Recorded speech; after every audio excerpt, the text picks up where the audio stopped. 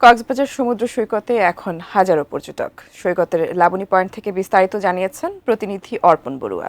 এই মুহূর্তে রয়েছে কক্সবাজার সমুদ্র সৈকতের লাবণী পয়েন্টে।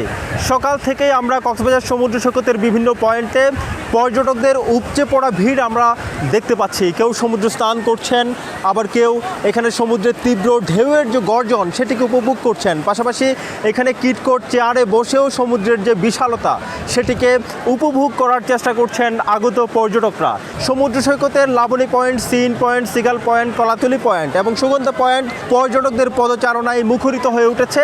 সকাল থেকে এই পর্যন্ত 1.5 থেকে 2 লক্ষ পর্যটকের সমাগম ঘটেছে বলে এখানে সংশ্লিষ্ট যারা রয়েছেন তারা আমাদেরকে জানিয়েছেন। সমুদ্র সৈকত ভ্রমণের পাশাপাশি ইরানি পাথুরে বিচ, হিমচড়ি ঝর্ণা, মেরিন ড্রাইভ সড়ক, রামুর বৌদ্ধ মন্দির এবং এখানে যে হিমচড়ি ঝর্ণা রয়েছে সেখানেও ভ্রমণ করার জন্য আগত পর্যটকরা ছুটে যাচ্ছেন। ঠিক তেমন চিত্রই আমরা সকাল থেকে এখানে বিভিন্ন স্পট ঘুরে আমরা দেখতে পাচ্ছি। হোটেল ব্যবসায়ীরা জানিয়েছেন আজকের দিন থেকে 5 তারিখ পর্যন্ত একেবারে শতভাগ বুকিং রয়েছে হোটেল, মোটেল, রিসোর্ট।